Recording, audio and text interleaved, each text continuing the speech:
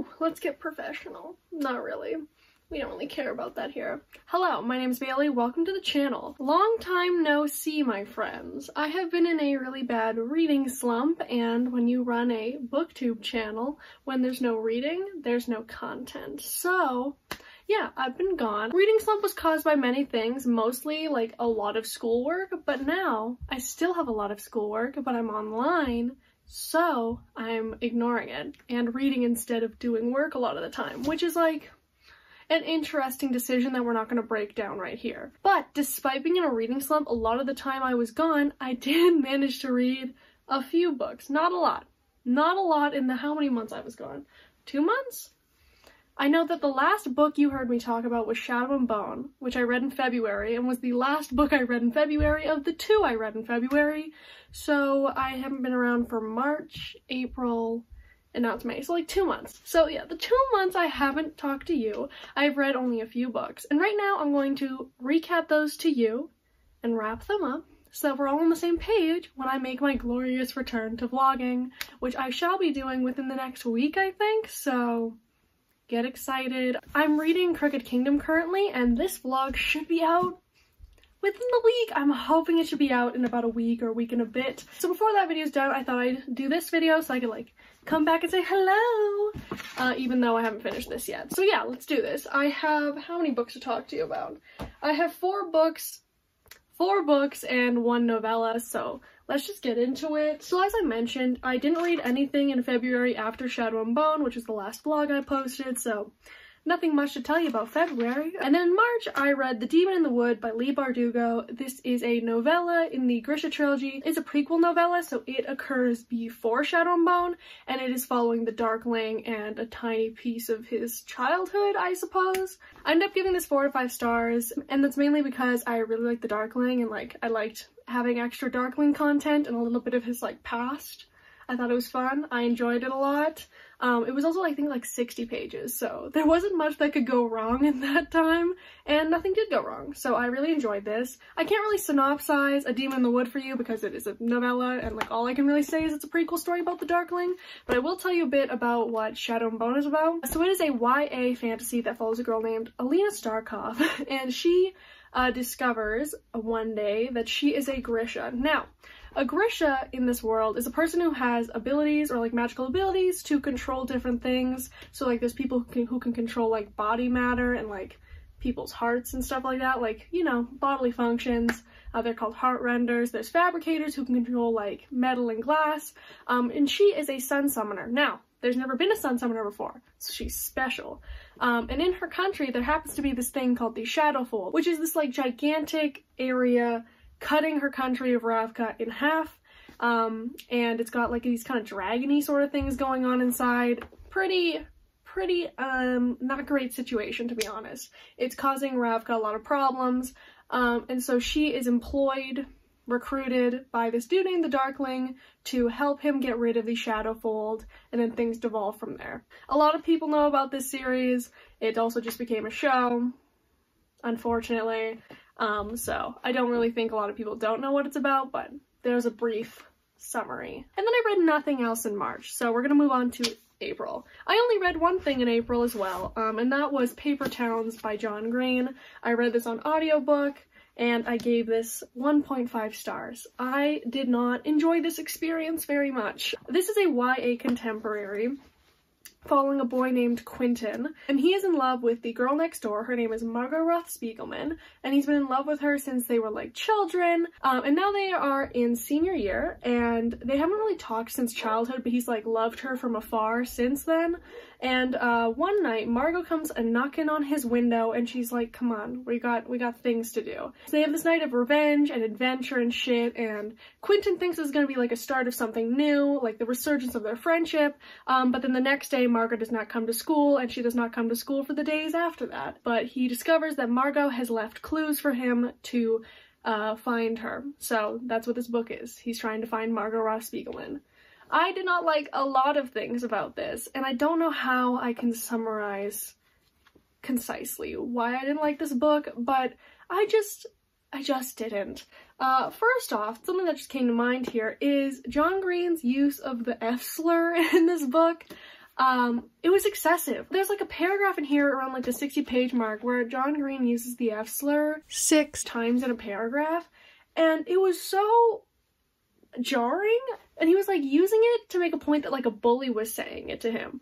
But it's like, why is it necessary to be using this slur so many times in your book? And like there's so many sections in this book where like it's used constantly, and that was a little bit uncomfortable. I didn't love that.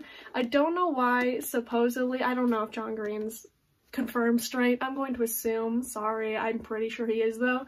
I don't know why straight authors think it's like really chill to use LGBTQ plus slurs like all the time in their books. I find that a lot in contemporary, like bullies are constantly using slurs, and I'm like, whoa, why you reclaiming slurs like that? So just something I noticed that made me vaguely uncomfortable. But let's talk about the characters. I hated them. Quentin, I feel like is an incel. He gives me incel energy. Here's the scenario. So Margot was dating, let's say Bryce. I don't remember his name, so I'm gonna say Bryce. And Bryce cheated on Margot with Margot's best friend, like I think her name was Becca or something like that. I don't really care. So that's the scenario, right? And basically he says something along the lines in his mind of, it's so unfair that Bryce gets to sleep with both Becca and Margot and I get to sleep with neither of them. Something along those lines. And I was like, whoa, Quentin, you're going into incel territory and you want to like back up quickly. And like throughout the book, he's just pining after Margot when she like has not shown any outward romantic interest in him. And then at the end of the book, like they kiss and she supposedly liked him, and I'm like, let's not reward creepy people and like people who are obsessed with other people for no apparent reason. I guess like the final thing on Quentin is that like he's a shitty friend. Like he lets his whole life be consumed by Margot despite not really knowing her and not really having a relationship with her, and then lets his friendships with his other friends go to the wayside, or drags them in on his whole shebang with Margot, and they end up missing their graduation for him to find Margot. And I'm like, okay, you have not appreciated these friends this whole novel, but they're following you to find this bitch that they're all barely friends with as well, and you're again not appreciating them and being a shitty friend. Like he never shows any interest in anyone except for Margot, yet his actual friends are so like good to him, and it frustrated me because I'm like, can you like at least like learn a lesson by the end of this that you need to like appreciate your friends? But he didn't even learn that by the end, and it was really frustrating. Margot I hated because like she reminded me of a person in my real life that I just dislike, and I think that my hatred for this person and then my hatred for Margot just like combined, so now I'm like a ball of rage about both of them. But like she gave me egotistical vibes because like she left these clues and shit like that for Quentin to follow and like ate up so much of his time, and then like by the end she didn't even really want him to find her. I guess it's kind of a spoiler, but like this is old and whatever. But like she didn't even really want him to find her, and then she gets all pissed off when they get there, and it's just very like, whoa, you left the clues and they got upset when they followed them. Like Margot gave me very Not Like Other Girls vibes and like fake deep vibes. She's like, all these people are paper people and they're all shallow, and I'm like, you're not offering anything more, you know what I mean? Like it just frustrated me a lot. The characters were meh. Honestly, I did not enjoy them. I don't know, I just thought that this was just kind of all around not great. I didn't love the characters. I actually kind of hated the characters.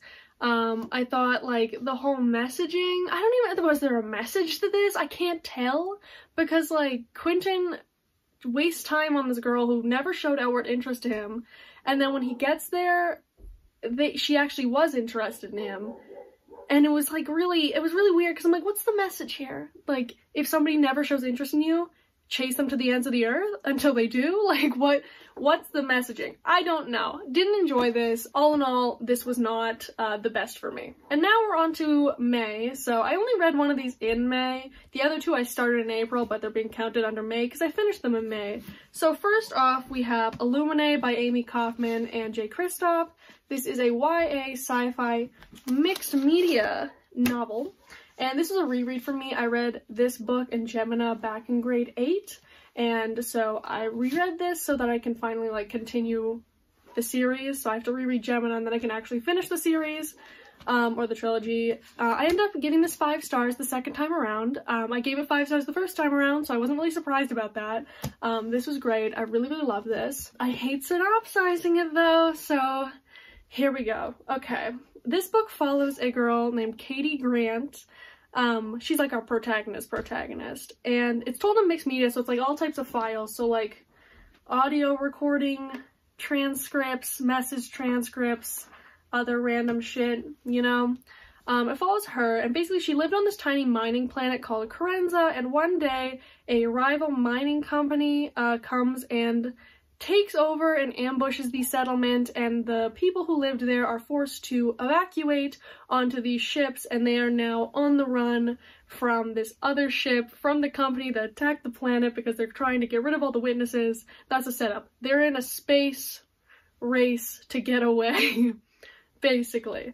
And when this company attacked Carenza, they released a bioagent that ended up getting onto the escaping vessels and causes a huge outbreak of this thing called the Phobos virus, which causes extreme paranoia in people and causes people to commit violent acts with no real care about it. So there's a space plague, space chase, and there's also an AI that's kind of losing its mind and going crazy. It's a lot of things coming together, but it works. The whole point is that it works. I love this a lot. I love the way it's told, because despite being in mixed media, you still get a real good grasp on the characters and their personalities, and I just think this is just done so well. I don't know what else to say about it. I love the experience reading it. I did not retain anything the first time around though. Like, I knew the general plot and I didn't realize how little I understood from the first time around, but like there's a reveal right at the end of this book that I literally think I didn't understand the first time around, because when I read it this time I was like, I don't remember that. Like, I totally didn't like actually compute that plot twist the first time around. So it was very clear and apparent to me that it was a good thing I decided to reread this before continuing the series, because I clearly did not remember a lot of the plot twists and important information, or just didn't compute it from the first time. This is also really creepy, by the way, because with all the virus stuff and the AI stuff, like, the vibe, like, the tone is really creepy by the end, and I really, really love it. Like, it really still, like, sent a chill up my spine when I was reading it. It was really fun. So, loved this. Alright, second to last, we have Cersei by Madeline Miller. I gave this 5 stars as well, and I read this on audiobook. This is a adult Greek mythology retelling, I guess, about Cersei, who is a immortal witch lady in Greek mythology, and it centers all around her perspective and her impact on all sorts of Greek stories. I thought this was excellent. I loved Cersei as a character and how she grew over the novel, and like there was this big focus on transformation in this book, because Cersei like specializes in transforming things into their like true form, basically.